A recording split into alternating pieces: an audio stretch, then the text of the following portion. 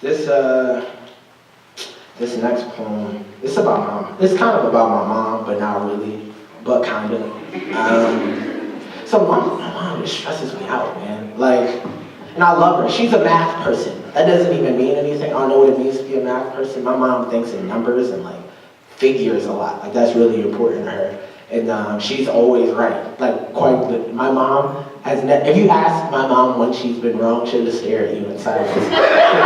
She's about that life. Like she's really about that life. No, but no. And then she'll say something ridiculous, but I bought every piece of clothing you ever wore on your whole body. And I'm like, on my whole body. Like, why'd you even describe it like that? It's like, well, who fed you? I was like, who's even talking about that right now? Like, you're just bringing stuff up. Like, I own this whole house. Like, word, all right, I said good morning. Like, why is that the next thing you said? That's why I don't visit. Like, why don't you visit? I don't visit because you do that. But I love my mom, man. She's great. And she's a big part of the reason I love literature. You know, I feel like even when I was a kid in the world, sometimes like this quite literally wasn't a safe space. She taught me that books can make something different of the world. And part of the reason I want to be an English professor is because I still believe that. So, right? We have to believe that, right? And like even poetry, like poesis, right? In the Greek, like that's making, right? Like for me, I'm not just up here doing poems because it's fun. I mean, that's part of it. But part of what I hope is that these things start conversations, right? So anyway, this next poem is called Autobibliography, and it's about my relationship to my mother, my relationship to books, and finally what it means to try to build a life from books, which is kind of dangerous, yo. Like, I don't know if anybody else is planning to be a writer for a living. It's like kind of risky and not like kind of scary sometimes, because like, I appreciate that y'all brought me out, but like, sometimes there are schools that don't bring you out, you know, and you still have rent. Surprise, you know, and so it's a lot to live a life of the mind and a life of letters. So this is autobibliography. This is for my family, and the ways that we strain against each other, but always in love, always in love. I have 4 bookshelves. One of them is not a bookshelf.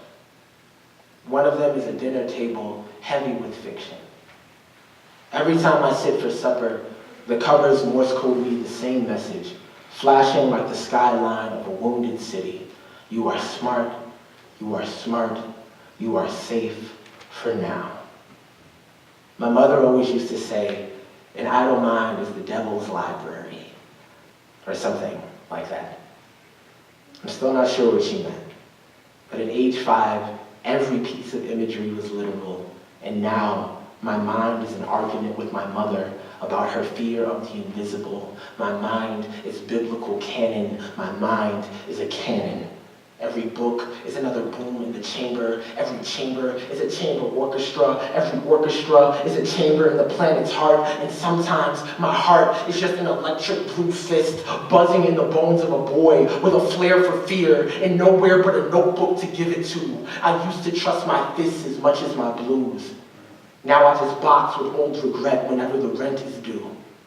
I trust no one, except for the first 2 friends I ever had, and you, my love. You who cared even for the skirmish I had become, called the scimitar out of me, said, your trauma is not a theme park. Too often, I can only take refuge in my ugliest parts. I dream dreams that I don't understand.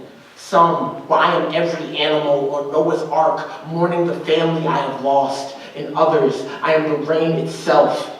Violence after violence, no grace for the wicked. I am in many ways merciless. I practice selective forgiveness, prefer characters I can control to people that can hurt me without warning or reason, turn people into poems that are better than the way I actually treat them. It grows tiresome, trying to write a life and a grammar made to erase you.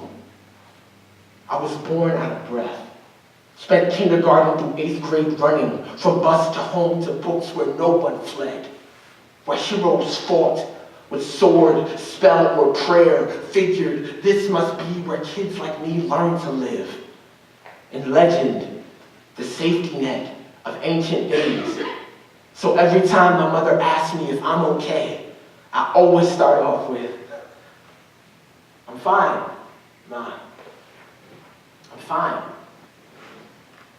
In those moments, I'm the undisputed heavyweight champion of sufficiently beautiful lies. Makes it easier to blur the line between this stage and staging a life I like better than the one I fell into before grad school or a single YouTube clip. See, I remember what my life was like before all of this. I was bad at sports and friends. My friends were fickle as the color of blood. I don't know what love is. I'm still learning how not to mess up all the most important parts of it. I spend so much time in my own head, arguing with my mother about the shape of God, until I am Isaiah, face set like flint and dripping with sparks, until the sky slips on pitch dark, and it is just me in the infinite blackness staring back, daring my doubt to hold this body, keep my unwieldy flesh in working order. I am Jonah, trapped in the belly of a giant fish, nothing but his anger for company refusing to deliver a message he cannot comprehend, for I am no messenger. I am not your hands. I'm not the sea-born bottle holding the letters to those you loved and lost. I am the shards. I'm the ink in glass when it breaks, like a tide or a family or belief in the face of evidence and aids the space between believing in something so hard your muscles turn to steam, and the agony of giving it away to language, knowing you lack words for the weight of everything you've experienced, when the presence of the sea or your father's tears or a flock of tambourines turned your entire body into one trembling text you could not translate if you tried. As a child, my mother would always read me the same two books before bedtime. Corduroy and The People Could Fly. Between school and work, we never got the chance to talk all that much, but the fiction would jolt us alive, pull our one common joy off the shelf. Back then, I was as tall and as lovely as many books stacked on top of one another. I smiled like the small white bricks of a life, built entirely from paper.